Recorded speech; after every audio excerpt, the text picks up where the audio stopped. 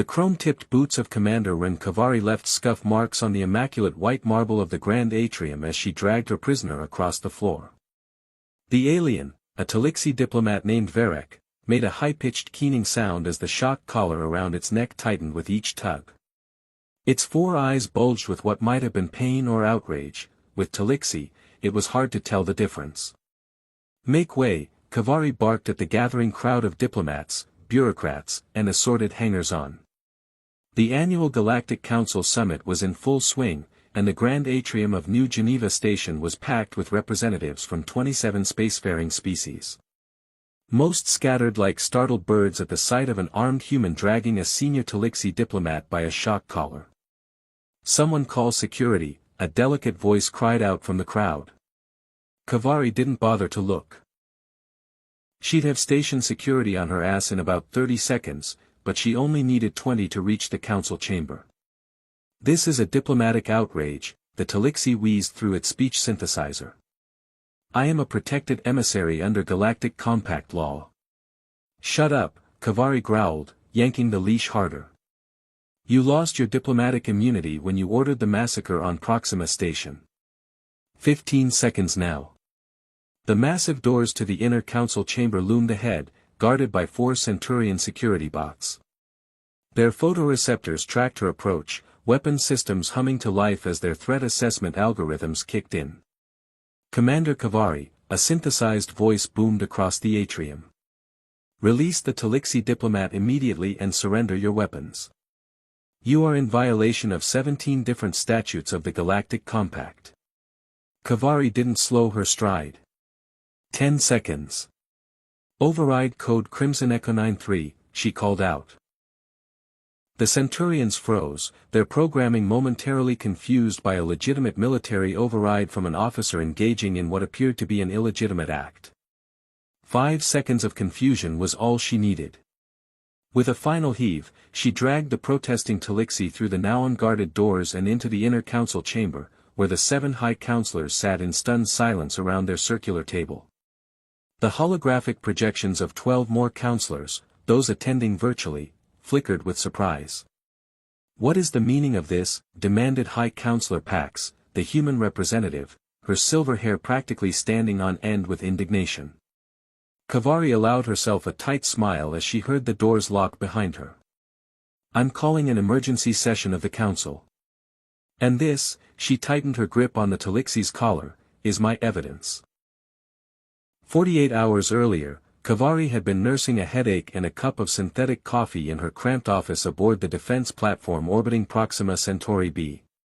As security chief for humanity's most distant colony, her job mainly consisted of breaking up fights between miners, preventing smuggling operations, and occasionally reminding the local government that yes, Earth laws still applied even 4 light-years from home. "Commander?" Her assistant, Lieutenant Park, poked his head through the doorway.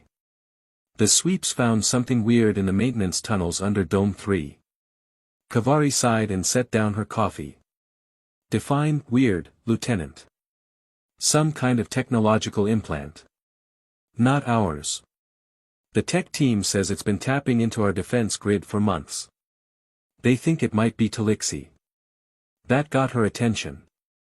The Talyxi Confederation had been Earth's main rival for colonial expansion for the past decade, but they operated on the other side of Council space. Finding their tech on a human colony was like finding a shark in your swimming pool, not impossible, but deeply troubling and probably not an accident. "Show me," she said. The device was smaller than her palm, a cluster of crystalline structures surrounding a pulsing organic core. Definitely Talyxi, they loved their biotech hybrids. The science team had it contained in a quantum isolation field. "It's been transmitting our defense capabilities, patrol schedules, shield frequencies, everything," Dr. Aisha Chen, head of cybersecurity, explained. "And it's not alone. We've found 13 more since this morning, all in critical infrastructure nodes." "A spy network," Kavari muttered. "How long?" "Based on the integration with our systems?" "At least 6 months." 6 months. Just before the Talyxi had suddenly become more aggressive in border negotiations, pushing back against human expansion with unprecedented confidence. "I need to inform Earth Command," Kavari said, reaching for her secure comm. And that's when all hell broke loose. The station's alarms screamed to life. The deck shuddered beneath their feet. Multiple ships dropping out of FTL, Lieutenant Park shouted over the wail of sirens. Talyxi signatures, military configuration. Kavari ran for the command center, shouting orders as she went. Battle stations. Get the civilian shelters activated. And someone get me a direct line to Earth Command. But it was already too late. The Talyxi strike force hit the Proxima defense grid with surgical precision, targeting exactly the weaknesses the spy network had identified. Kavari watched in horror as the holographic display showed their defensive lines crumbling one by one. "They shouldn't know about the oscillation vulnerability in Section 4, she said, watching as Talyxi fighters slipped through a gap in their defensive screen that shouldn't have existed. "They know everything, Dr. Chen said grimly. "Those implants gave them our entire playbook." On the main screen, Kavari watched as a Talyxi cruiser fired on one of the civilian habitation domes. The atmosphere vented in a plume of crystallizing air and debris. Thousands of lives, gone in an instant. "Get me a shuttle," Kavari said, her voice deadly calm. "And I want that spy device." "Commander, we can't leave in the middle of an attack." "This isn't just an attack," she cut Park off. "It's an execution. They're not here to occupy Proxima. They're here to erase it and make it look like an accident. And I'm betting they have council approval to do it." Lieutenant Park stared at her. That's insane. The council wouldn't sanction an attack on a human colony. Then why haven't our distress calls gotten any response? The Arcturus listening post should have picked us up by now. She checked her tactical display. The Talyxi are being too careful. Targeting communications first, taking out habitation domes but leaving resource processing intact. This is a cleansing operation, meant to look like a catastrophic system failure after they're done. She turned to Dr. Chen. "I need something concrete. Something I can take to the council that proves the Talyxi knew exactly what they were doing." Chen hesitated. "The spy device has an authenticated command signature. All Talyxi military tech requires authorization from their central command. If we can extract it." "Do it," Kavari ordered. "Lieutenant Park, get me a stealth shuttle and clear me a path out of this system. Someone needs to survive to tell the truth." The emergency evacuation shuttle wasn't built for comfort, but it had state-of-the-art stealth systems. Kavari piloted it herself, slipping past the Talyxi blockade by drafting in the shadow of a departing cruiser. Once clear, she punched in the coordinates for New Geneva Station and engaged the FTL drive. The isolation pod containing the Talyxi spy device sat secured in the cargo hold. But Kavari knew it wouldn't be enough. The council would demand more concrete evidence, something they couldn't dismiss as a technical misunderstanding or human paranoia. That's when a priority communication came through from her network of contacts. The Talyxi delegation head, Ambassador Verek, was already at New Geneva, preparing for the council summit. The same ambassador who, according to the command signature Chen had extracted, had personally authorized the spy network on Proxima. Kavari altered course slightly. She wasn't going to New Geneva to file a complaint or beg for an investigation. She was going hunting. Finding Ambassador Verek had been easy. Kidnapping him from his private quarters slightly less so. The Talyxi's personal security detail had put up a fight, but Kavari hadn't survived 15 years in colonial security by fighting fair. The shock collar was a necessary precaution.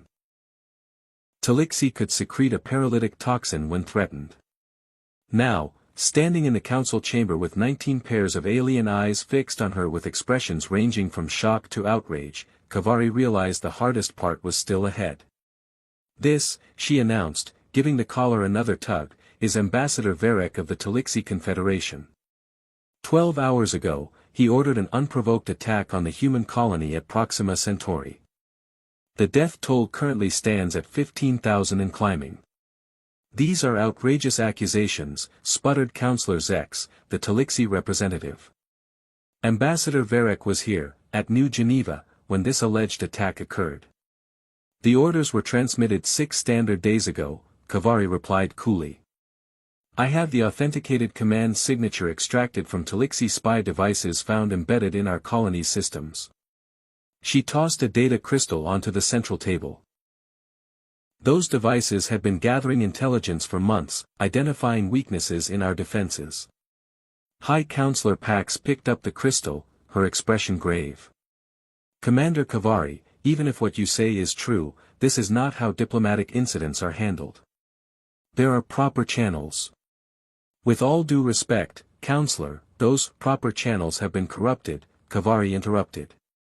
The Talyxi attack force knew exactly when to strike, when the nearest Council peacekeeping fleet was conducting exercises in the Rigel sector. They knew exactly which communications satellites to destroy first to prevent distress calls.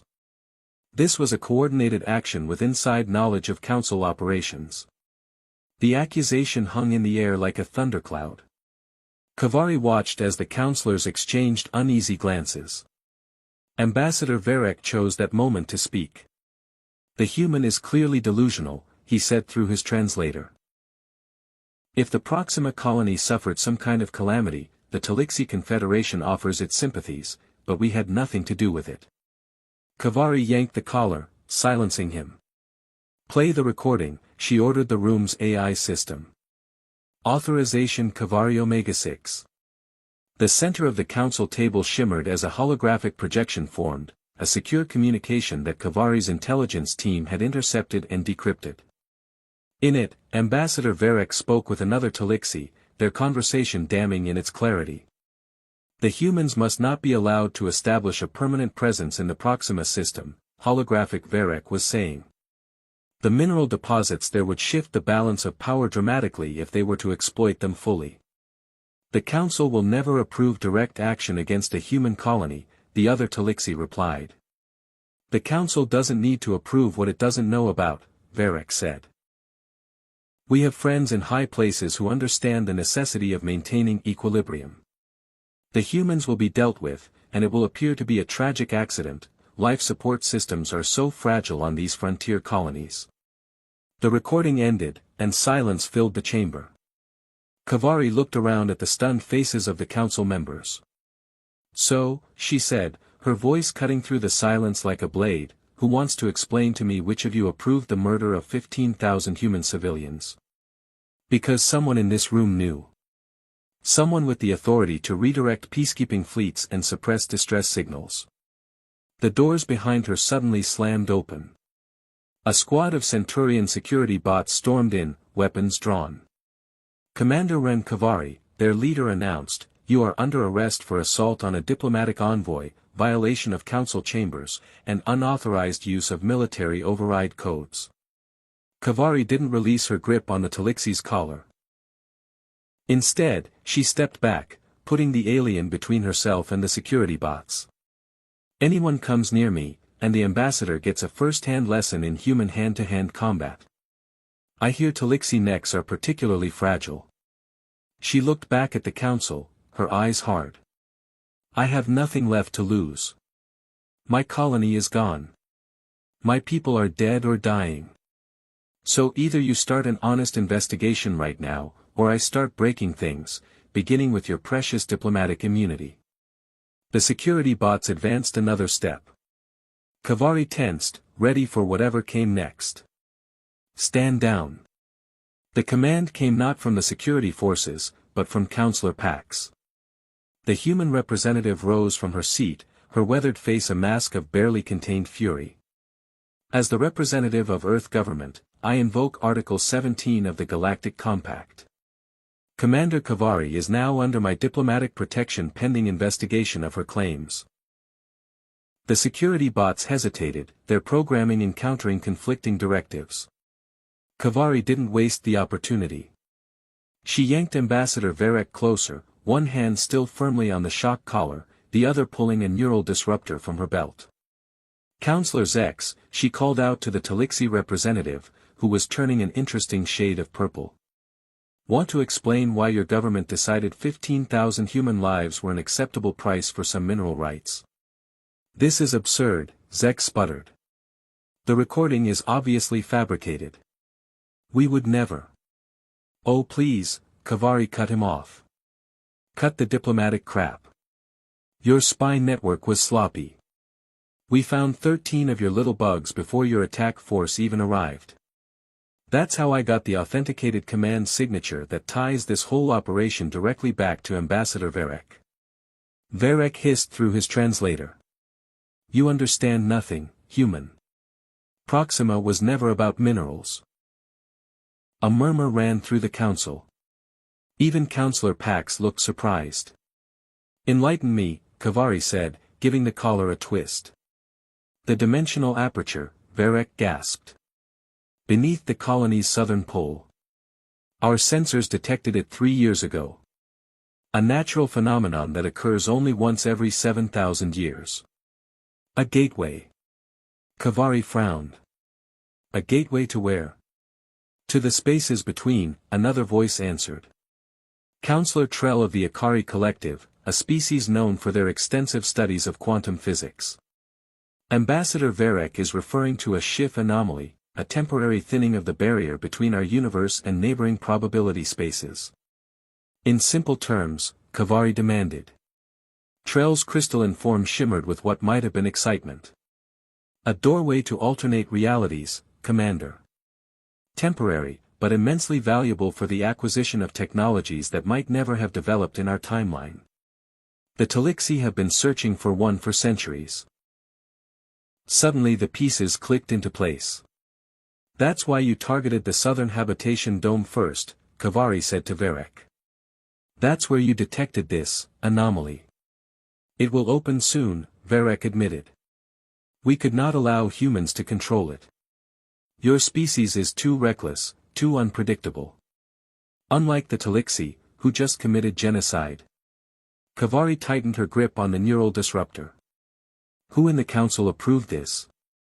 Because those ships knew exactly when our defenses would be vulnerable. Someone gave them council security protocols. The chamber erupted in accusations and denials. Kavari watched as the councillors turned on each other, decades of political alliances fracturing in minutes. But her attention was drawn to one figure who remained conspicuously silent, Councillor Drav of the Nyx hegemony, who had yet to say a single word. You've been quiet, Councillor Drav, Kavari called out, silencing the room. Nothing to contribute to the discussion. No righteous condemnation of Talyxi aggression. No expressions of sympathy for human losses. The Nyx councillor's face remained impassive. Unlike most council species, the Nyx looked almost human, if humans had slate-gray skin and eyes entirely devoid of white. I fail to see why I should comment on what appears to be an internal dispute between the Talyxi Confederation and Earth government, Drav said coolly. Interesting, Kavari replied. Because according to the command logs I extracted from the spy device, the override codes used to coordinate the attack came from a Nyx encryption set. Care to explain that?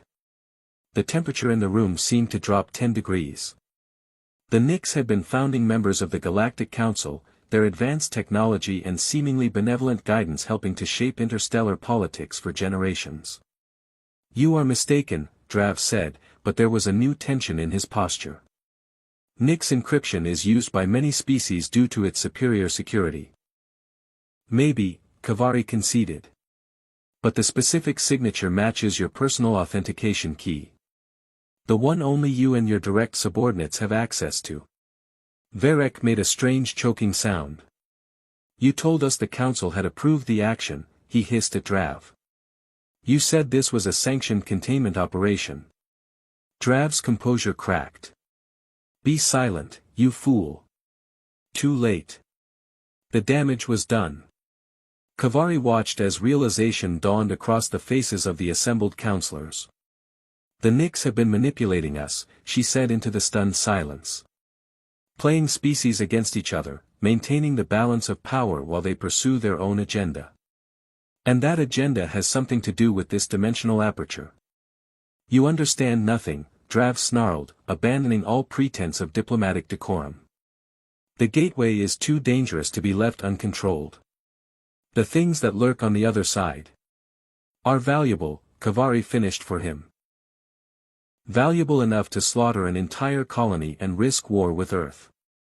Counselor Pax stepped forward. Commander Kavari, release Ambassador Varek. He'll be taken into custody pending a full investigation.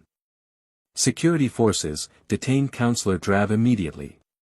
The security bots moved to surround Drav, who laughed, a sound like breaking glass. You think your machines can hold me? Dark energy crackled around his fingertips. The Nyx were exploring the spaces between when your ancestors were still huddling in caves. We alone understand the true threat. Kavari had seen enough strange things on the frontier to know when something was about to go catastrophically wrong. She shoved Varek aside and raised her neural disruptor. Everybody down. Drav's form seemed to shimmer, reality bending around him. The gateway opens in 6 hours, he said, his voice somehow coming from everywhere at once. What comes through will remake this galaxy in fire and shadow. Counselor Pax was the first to recover her wits. Station security, full lockdown. No ships leave New Geneva. But Drav was already fading from view, his body becoming transparent as some unknown technology activated. The Nyx serve the greater harmony, his disembodied voice echoed. Sometimes sacrifices must be made. And then he was gone, leaving behind only a faint shimmer in the air. Chaos erupted in the chamber. Security protocols activated, blast shields dropping over the windows as the station's defense systems went to high alert. Kavari grabbed Varek, who was trying to crawl away in the confusion. Oh no, you don't. You're going to tell us everything you know about this gateway and whatever the Nyx are planning. It's too late, Varek wheezed.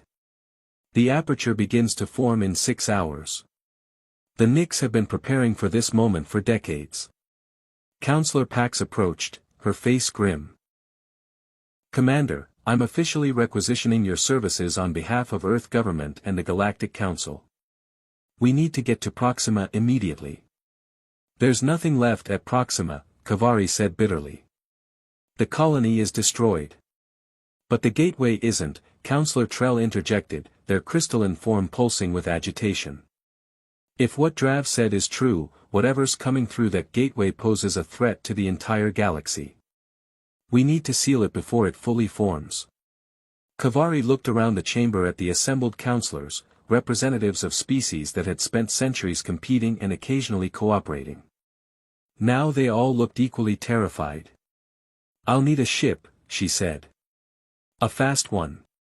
3 hours later, Kavari stood on the bridge of the GCS Intrepid, the fastest ship in the Council's peacekeeping fleet.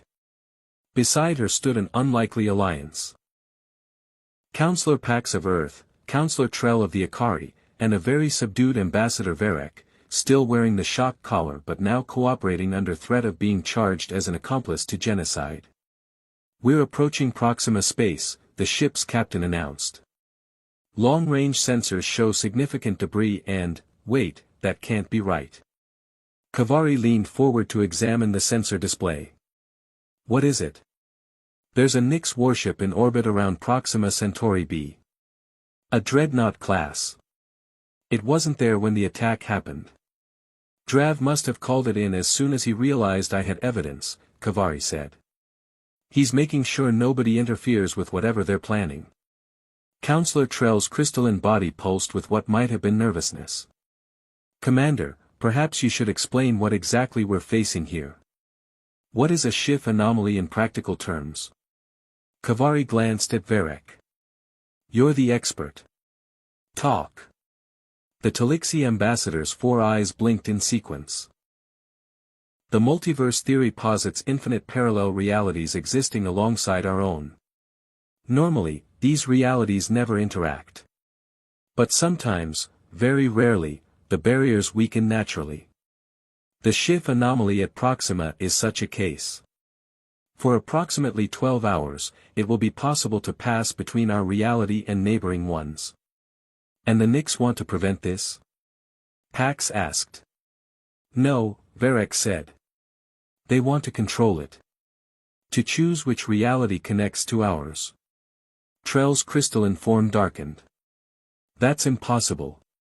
The quantum mechanics involved are understood by the Nix, Varek interrupted. They've done it before. 3,000 years ago, on a world they later sterilized to hide the evidence. Kavari felt a chill run down her spine. What exactly are they bringing through? Varek hesitated. The Nix believe in what they call the greater harmony, a perfect cosmic balance. But their definition of balance isn't what you might think. They believe conflict and suffering are necessary components of cosmic harmony. When a civilization grows too peaceful, too stable, they destabilize it, Kavari finished. Create conflicts, manipulate species against each other. Like arranging for the Talyxi to attack a human colony, Pax said grimly. For millennia, they've maintained what they consider the perfect balance of conflict and cooperation, Varek confirmed. But recently, the Council has been moving toward greater unity. Too many species working together. Too much stability. So they're bringing something through the gateway to disrupt that peace, Kavari guessed. What is it? Some kind of weapon. Worse, Varek said. A species from another reality. One that the Nix believe will introduce just the right amount of chaos to restore their version of harmony. The ship's captain interrupted. We're in visual range of Proxima B. The main view screen activated, showing the devastated colony. Habitation domes shattered, defense platforms drifting in ruins. But what drew everyone's attention was the phenomenon occurring at the southern pole. A shimmering distortion hovered above the ice, a tear in reality that pulsed with colors that had no right existing in normal space. The Nix dreadnought hung in orbit directly above it, a massive cannon-like structure extending from its underside. They're focusing the anomaly, Trell said, their voice filled with scientific horror and fascination. Stabilizing it and directing it toward a specific parallel reality. Can we stop them? Pax demanded. The captain looked grim. That's a Nix dreadnought. We're outgunned 10-1. Kavari studied the tactical display. We don't need to destroy the dreadnought. We just need to disrupt that focusing array. Captain, do you have any stealth shuttles aboard? 2, the captain confirmed. But they'd detect any approach. Not if they're distracted, Kavari said. Ambassador Varek, you're about to make amends for your part in this mess. Send a transmission to that dreadnought. Tell them you've escaped custody and have critical information about Council forces en route. Varek's eyes widened.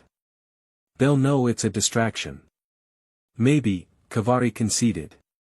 But Nix arrogance might make them listen anyway. And I only need a few minutes of their attention. 15 minutes later, Kavari piloted the stealth shuttle toward the underbelly of the Nix dreadnought, using debris from the destroyed colony as cover. Behind her, Counselor Trell worked feverishly on a makeshift device cobbled together from shuttle components and their own crystalline technology. This quantum disruptor will destabilize their focusing array, Trell explained, causing the Schiff anomaly to collapse back to its natural state. But I need to get within 50 meters of the array to deploy it. I'll get you there, Kavari promised, her hands dancing over the controls as she navigated through a debris field. On the shuttle's comm, they could hear Varek spinning an elaborate tale to the Nix commander, claiming that human reinforcements were preparing to use an experimental weapon against the dreadnought. The distraction was working. The dreadnought's point defense systems remained focused outward, scanning for approaching Council vessels, ignoring the small shuttle hiding in the colony debris. As they closed in on the massive focusing array, Kavari could see the anomaly below growing more stable, its chaotic energies being shaped into something like a tunnel. We're almost in range, Trell announced. 30 seconds. That's when everything went wrong. Deception detected, a cold, mechanical voice announced over their comm, shuttle identified. Targeting systems locked. Hang on. Kavari yanked the shuttle into a wild evasive pattern as energy beams sliced through space around them. How much closer do you need? 20 meters. Trell cried, clinging to their seat as the shuttle bucked wildly. Kavari gritted her teeth and executed a maneuver that no shuttle was ever designed to perform, diving directly toward the focusing array. When I say now, deploy the disruptor and brace for impact. The shuttle screamed in protest as its structural integrity began to fail, warning lights flooding the cockpit. The massive focusing array filled their viewscreen, energy coalescing within its core as it prepared to stabilize the gateway. Now! Kavari shouted. Trell slammed their crystalline appendage onto the disruptor's activation panel. A pulse of quantum energy erupted from the shuttle, engulfing the focusing array in a web of contradictory particles. Kavari pulled up with everything the shuttle had left, but it was too late to avoid collision. The last thing she saw before impact was the focusing array beginning to fracture, quantum energies escaping its containment fields. Then everything went white. Consciousness returned in fragments. Pain. Alarms. The taste of blood. Kavari forced her eyes open to find herself still strapped in a pilot's seat, the shuttle a broken wreck embedded in what remained of the Nix focusing array. Beside her, Counselor Trell's crystalline form lay shattered, but still pulsing faintly with life. Through the cracked viewscreen, Kavari could see chaos erupting across the Nix dreadnought, secondary explosions cascading through its structure as the quantum backlash tore through its systems. Below, the Schiff anomaly was collapsing, its carefully structured tunnel breaking down into wild, unpredictable energy. Commander. Pax's voice crackled through the damaged comm system. The Nix dreadnought is breaking apart. We're moving in to extract you, but that anomaly is becoming dangerously unstable. Kavari tried to respond but found her voice wouldn't cooperate. She fought to stay conscious as she unstrapped herself and dragged her broken body over to Trell. Hold on, she whispered to the damaged Akari. Help is coming. But as she spoke, a new sound filled the shattered cockpit, a deep, resonant thrumming that seemed to vibrate through reality itself. The collapsing anomaly below was pulsing with renewed energy. Commander. Pax's voice was frantic now. Something's coming through. Kavari pulled herself to the viewscreen, leaving a trail of blood on the deck. The anomaly had transformed into a swirling vortex of impossible colors, and from its depths emerged something. Not a weapon. Not a fleet of warships. A single entity, vast beyond comprehension, with a form that seemed to shift between states of matter with each passing moment. Where the Nix had expected to summon a species that would create calculated chaos, they had instead opened a doorway to something far beyond their control. What is that? Kavari whispered. Trell's shattered form pulsed weakly. Observer, the Akari managed to communicate. Multiverse, Guardian. The entity rose from the anomaly, tentacles of energy extending toward the crippled Nix dreadnought. Where they touched, matter simply ceased to exist, erased with terrifying precision. The focusing array, Trell continued, drew its attention. Nix interference, forbidden. Kavari watched in awe and terror as the entity methodically disassembled the Nix vessel, not as an act of violence but with the dispassionate thoroughness of someone removing a splinter. The shuttle's comm crackled again. Commander, we're picking up a transmission, like nothing we've ever seen. It's broadcasting on all frequencies, in all languages, simultaneously. A voice filled the shuttle. If voice was the right word for the concept-laden transmission that bypassed Kavari's ears and resonated directly in her mind. Balance is not yours to manipulate. The paths between worlds are not yours to shape. This intrusion has been noted. And then, to Kavari's shock, the entity turned its attention directly to the damaged shuttle. She felt the weight of its awareness like a physical pressure, an intelligence so vast that being noticed by it felt like standing at the edge of an abyss. Human. You who opposed the manipulators. Your actions are acknowledged. Kavari couldn't speak, couldn't move as the entity reached out with a tendril of energy that delicately wrapped around the shuttle. Your species is young. Impulsive. Dangerous. But you understand justice. This quality has been noted. The shuttle began to move, gently extracted from the ruins of the focusing array and carried toward the waiting council vessel. The Nyx deception is ended. They will trouble the balance no more. As if to emphasize this point, the last remnants of the Nyx dreadnought disintegrated into their component atoms. The Council of Species will be watched. Grow wisely. And with that final pronouncement, the entity began to recede back into the collapsing anomaly, taking with it all traces of Nyx technology. 3 weeks later, Commander Ren Kavari stood before a very different Galactic Council. The Nyx seats lay empty, their entire species having vanished overnight across Council space, recalled by the entity to whatever fate awaited those who manipulated the boundaries between realities. The dimensional aperture at Proxima has completely closed, Counselor Trell reported, their crystalline form partially regrown but still bearing fracture lines that would never fully heal. Our scientists believe it will not reappear for another 7,000 years. And the observer entity? Counselor Pax asked. Gone, Trell confirmed. But it left behind a warning encoded in quantum patterns across the galaxy. The message is consistent in all locations, the spaces between are not to be tampered with. Kavari shifted uncomfortably in her formal dress uniform. She still wasn't used to the medals that had been pinned to her chest, or to the deference with which the counselors now treated her, the human who had exposed a conspiracy that had manipulated galactic politics for millennia. There's still the matter of reparations for Proxima Colony, she said, bringing the discussion back to her primary concern. 15,000 lives were lost. Ambassador Varek, now serving as the interim Talyxi counselor after Zexa's resignation in disgrace, rose from his seat. The shock collar was gone, replaced by a ceremonial chain that the Talyxi had insisted on wearing as a symbol of their new commitment to transparency. The Talyxi Confederation acknowledges its role in the attack on Proxima Colony, Varek said formally. While we were manipulated by the Nyx, we bear responsibility for our actions. We offer not only financial reparations but also technological assistance in rebuilding. Kavari nodded stiffly. No compensation could bring back the dead, but ensuring their families were cared for was something. And what of Commander Kavari? Asked the Morgan representative, a species new to the council table. Her methods were unorthodox. Pax smiled thinly. Commander Kavari has been promoted to Admiral and will be overseeing the new joint security initiatives we've discussed.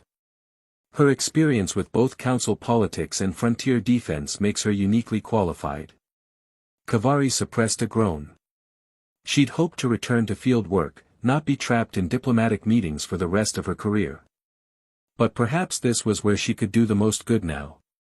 As the council session adjourned, Varek approached her privately.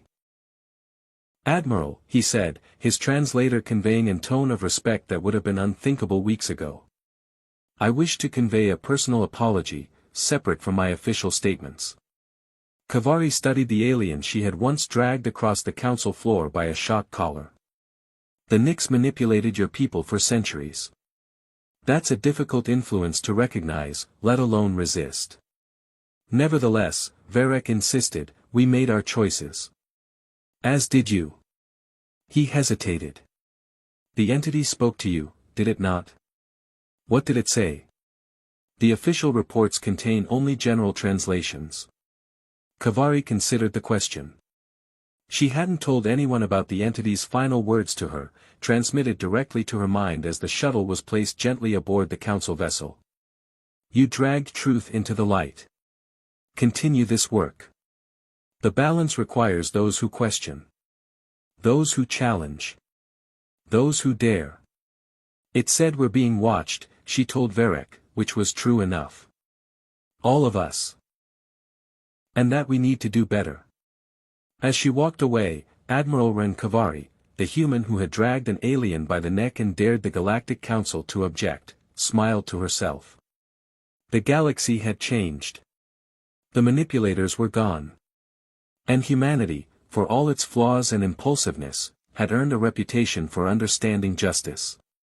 It wasn't a bad legacy for a frontier security chief who'd just been trying to avenge her people. Perhaps even cosmic entities understood the value of righteous rage.